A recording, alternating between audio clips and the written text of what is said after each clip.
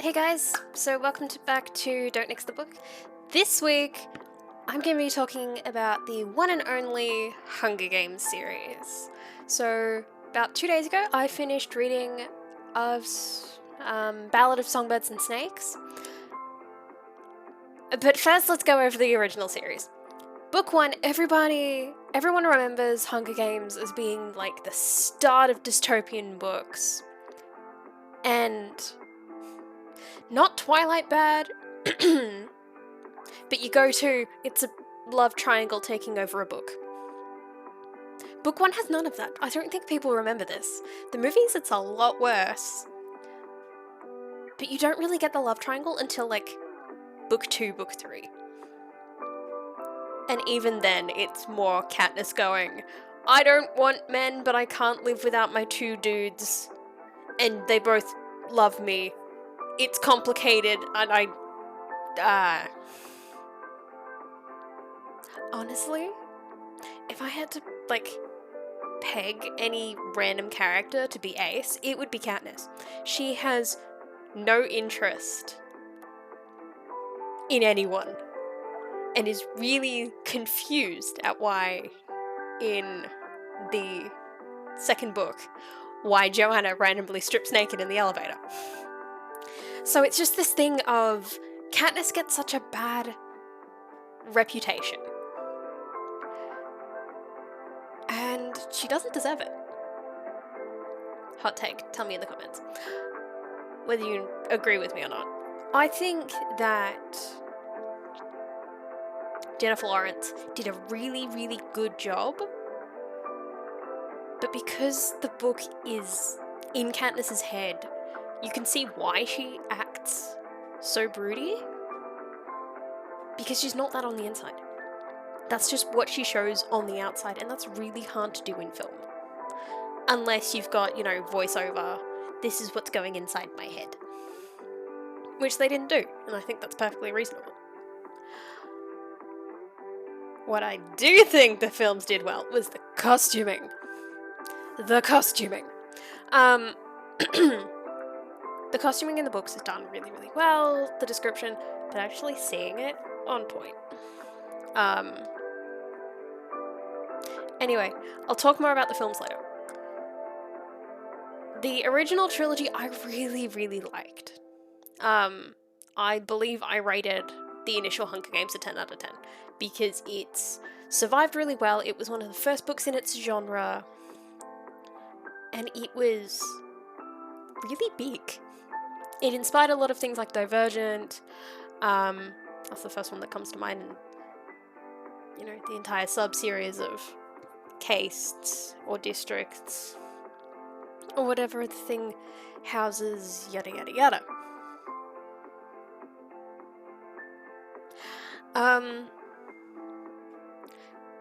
Suzanne Collins does a really good job.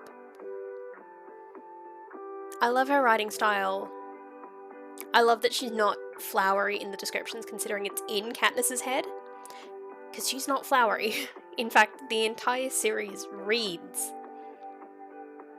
like it's Katniss talking, which some authors do better than others.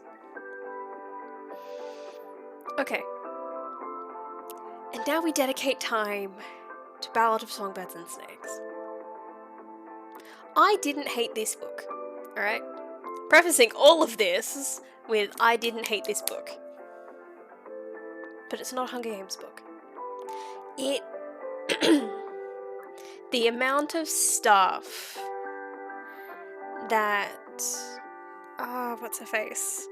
It's not Jean Grey, it's... Sadie Grey? Somebody Grey.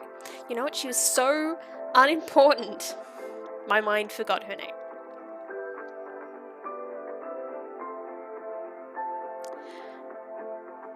So, singing at the reaping, doing all of these things that I'm just like, you should be dead. You shouldn't have been allowed to do that.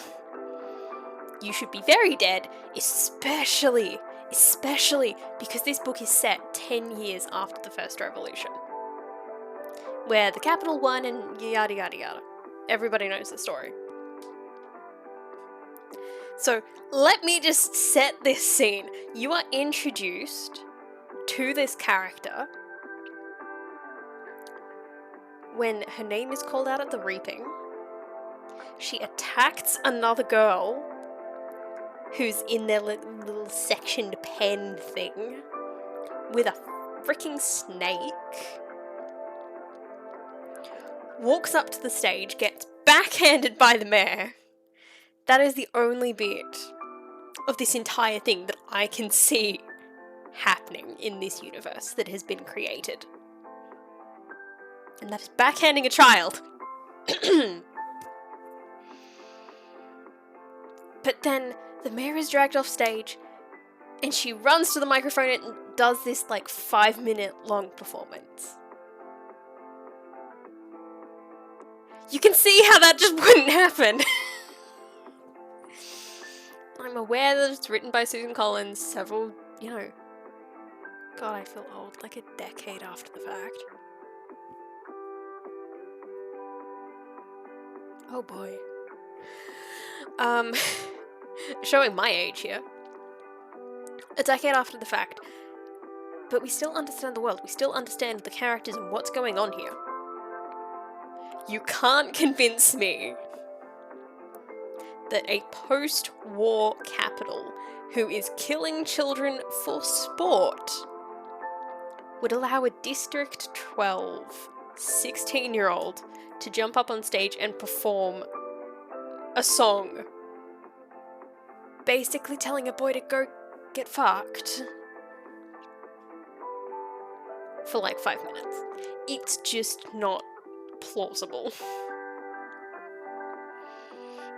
Anyway, original trilogy, absolutely amazing, lasted really well. I love Haymitch. He's bloody hilarious and really clever.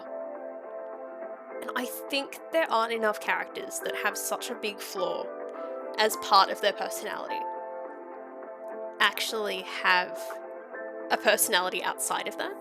Usually you just get the drunken uncle trope and he's just the drunken uncle, or the crack uncle in my case. But they're just kind of that one stereotype, and you don't get anything else from that. Anyway, I'll see you guys next week. Have a good one. Bye!